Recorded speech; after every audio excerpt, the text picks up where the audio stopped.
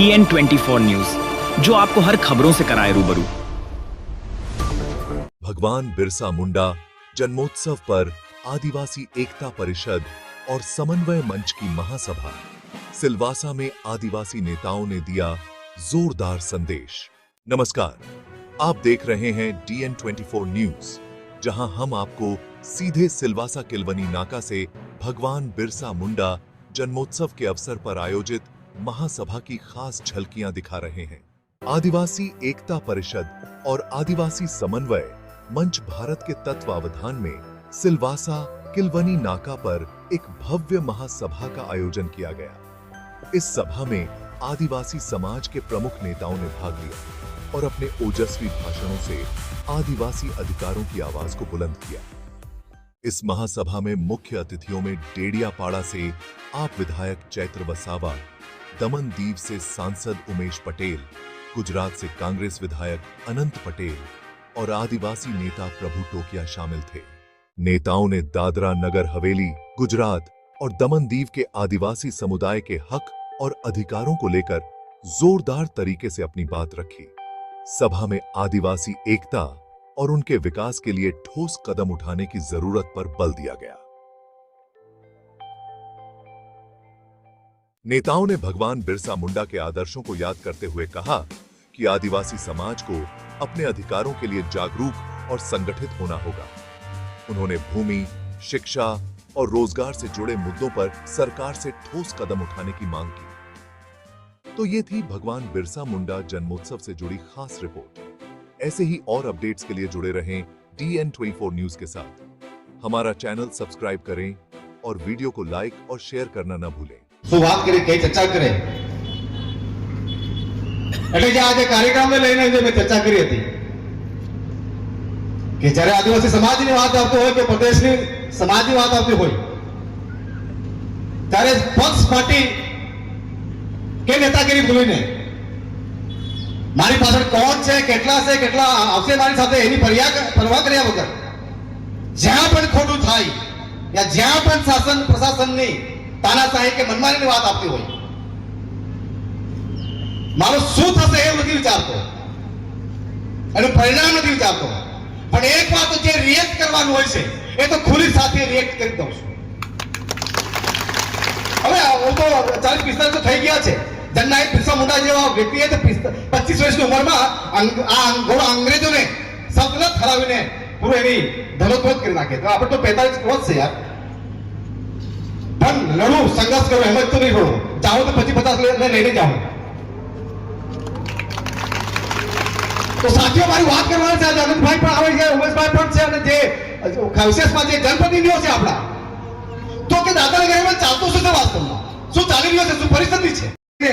દબાવી ઓફિસો બેસાડીને કેસ કરવાનો, ખોટા કેસ કરીને હાઈકોર્ટ સુધી આમ તો દોડાવીને બચાવી પડવા ધંધા ચાલી રહ્યા છે, અને લુખી દાદાગીરી ચાલુ છે।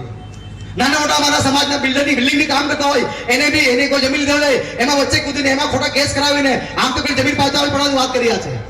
આ જાહેર મંચથી આ જે પંચાયત બધા જે પણ હોય, દીકરાઓ સુધરી જાજો,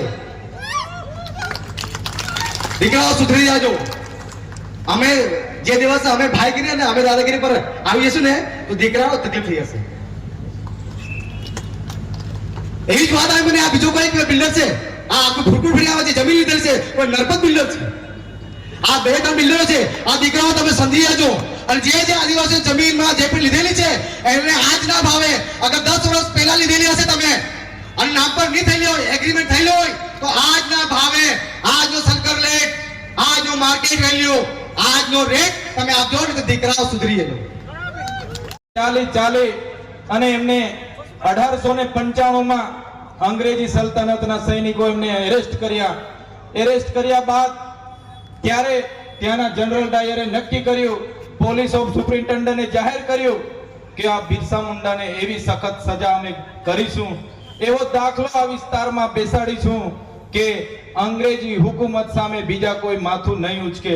એમને બેડીઓ સાથે જ્યારે કોર્ટમાં લઈ જવામાં આવતા હતા ત્યારે એમની પગોમાંથી લોહી નીકળતું હતું, એમના જિસ્મોમાંથી લોહી નીકળતું હતું, પણ જે સખત સજા કરીને દાખલો બેસાડવાની જે અંગ્રેજોની વાત હતી એની સામે જેમ લોકોને ખબર પડી કે આજે બિરસા મુંડાને કોર્ટમાં હાજર કરવાના છે ત્યારે હજારોની સંખ્યામાં લોકો રોડની આજુબાજુ આવી ગયા અને તે જમાનામાં પણ આટલી સખત સજા પછી પણ બિરસા મુંડાના ચહેરા પર સ્મિત હતું કે અમારો સમાજ આજે જાગી ગયો છે, અમારો સમાજ આજે જ્યારે જાગી ગયો છે ત્યારે એમના સ્મિતને એમને ક્યાંય અફસોસ નહોતો.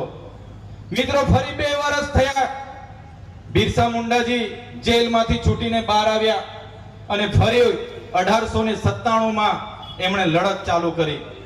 એમણે એ વિસ્તારના ઝીલમાં, પહાડોમાં એમણે જાગૃતિનું શરૂઆત કરી. એ સમયે એમણે તમામ લોકોને સૂત્ર આપ્યું, અભુમાં દિસુમ અભુમાં રાજ. આપણા દેશમાં આપણું રાજ. આપણો દેશ એટલે શું? આપણું ગામ, આપણો સમાજ, આપણો પરિવાર, ત્યાં આપણું રાજ. દાદરા નગર હવેલી કોઈના બાપની જાગીર નથી, આદિવાસી જાગીર છે. એટલે મેં કાન ખોલીને એના કાકાને કહું છું, કાકા બિસ્તરા પોતલા બાંધીને ગુજરાત જાઓ. આ તમારા બાપની જાગીર નથી, આ નરેન્દ્ર મોદીની જાગીર નથી, આ આદિવાસી સમાજની જાગીર છે. અમે આદિવાસી સમાજનું હિત કરશું ને તમે તમને છોડવાના નથી. કાકા, જેને ડરાવવાના હોય ગભરાવને તો ગભરાવજો. આ આદિવાસી બિરસા મુંડાનું લોહી છે, કોઈથી ડરતું નથી, કોઈથી ગભરાતું. જેને સમજવું હોય તે સમજી લે. પ્રભુભાઈ ટોકિયા એકલા નથી, અહીંયા મંચ પર વિરાજમાન તમામ આગેવાનો પ્રભુભાઈની સાથે અને આદિવાસી સમાજની સાથે છે. અમને પ્રણામ કરતા બી આવડે છે, અમને ટાટિયા તોડતા બી આવડે છે. અહીંના કંપની વાળા બહારથી આવેલા હોય ને એ વિચારશે અહીંયા કોઈ નથી. ભાઈ, તમારો બાપ અહીંયા બેઠો છે અને આદિવાસી સમાજ અહીંયા બેઠો છે. તમે જો અમારા લોકોને નોકરી નથી આપવાના ને તો તમારી કંપનીઓને બી તમારા ગામમાં ને તમારા વિસ્તારમાં લઈ જાઓ. અમને તમારી જરૂર નથી.